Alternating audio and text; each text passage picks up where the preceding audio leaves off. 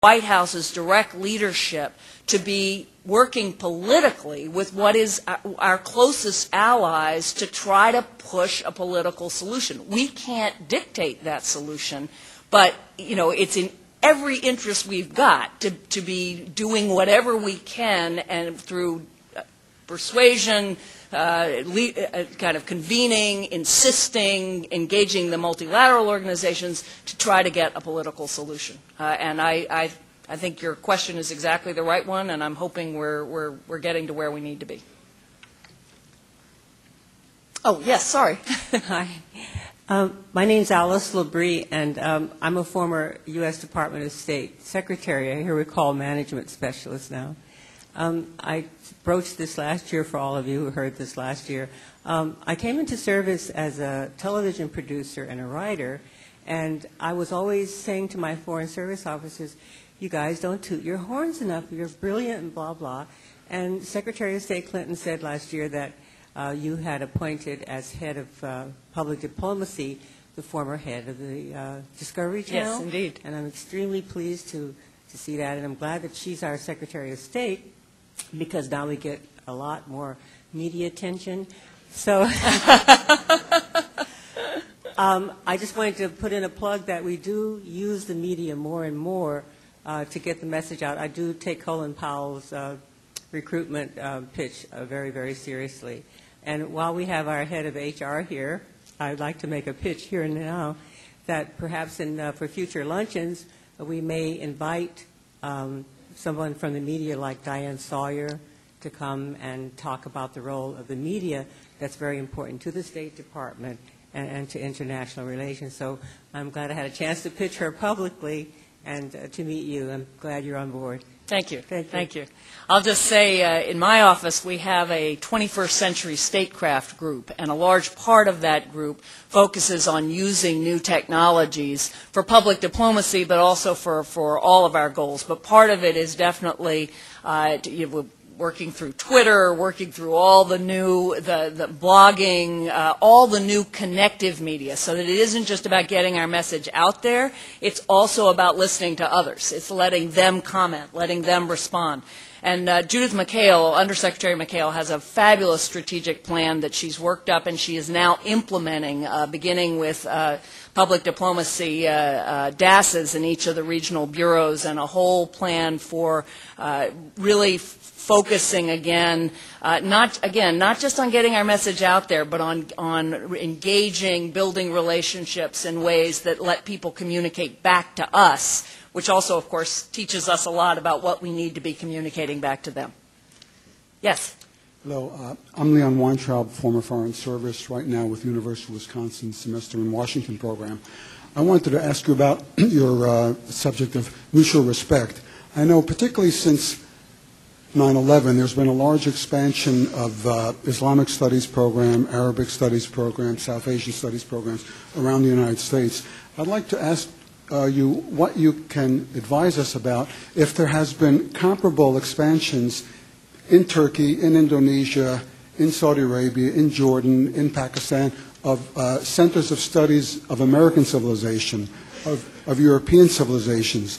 If there is, in fact, supposed to be mutual respect, are there comparable expansions, and do we have any types of assistance programs to help such expansions? That's a wonderful question.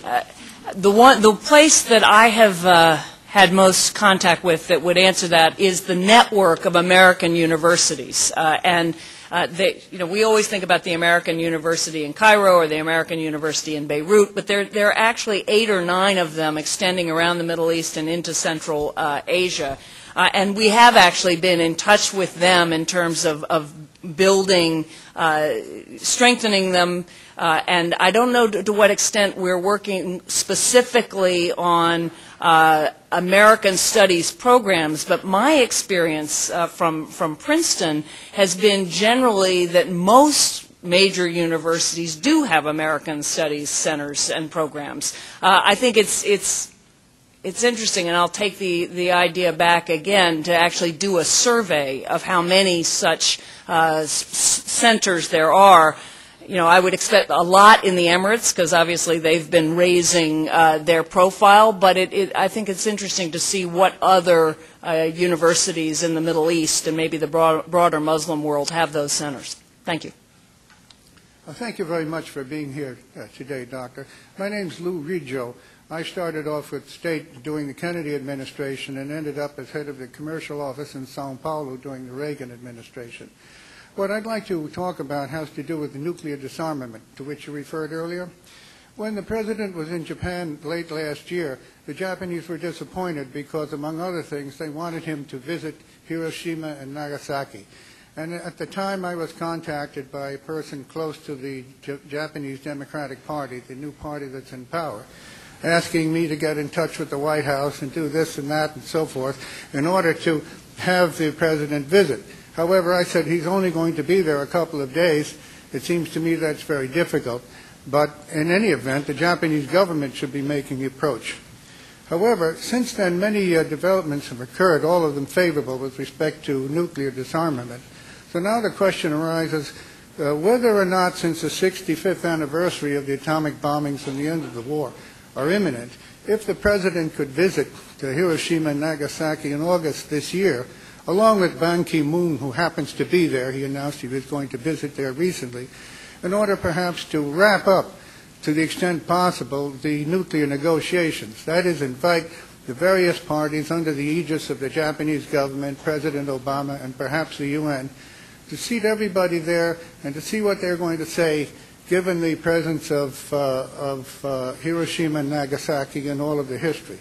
Now, this is, as I mentioned, the 65th anniversary. The next big anniversary is the 70th. Well, it's possible President Obama may be president then, or he may not be president then. And this is also happens to be the last year of Lula's presidency in Brazil. Yes. And of the major third world countries, he has been the biggest proponent of total nuclear disarmament. So I'd just like to make the suggestion, if it hasn't already come up and been discussed at some level, that your office, in concert with the White House, think about having a conference there in August, bringing the various powers together to see whether they're going to put up or not.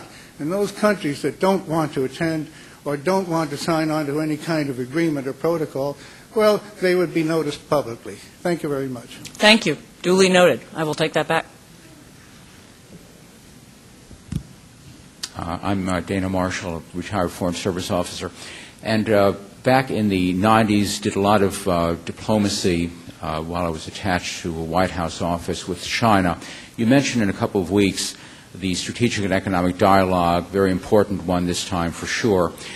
But the question I had for you is what your thinking is in SP about how the nature of our diplomacy with China might have changed from the 90s, given the rather obvious and also some not so obvious developments, obviously on the economic side with the creditor situation they have with respect to the United States, perhaps an emerging larger trade surplus they've got, but also some reports that one gets about how Chinese youth may be not as enamored of our society, of our system.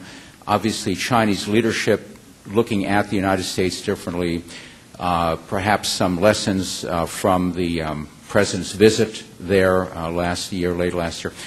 Question is, how do you see the nature of our diplomatic engagement with China, perhaps even our leverage to try to move some of our important issues forward, how that will change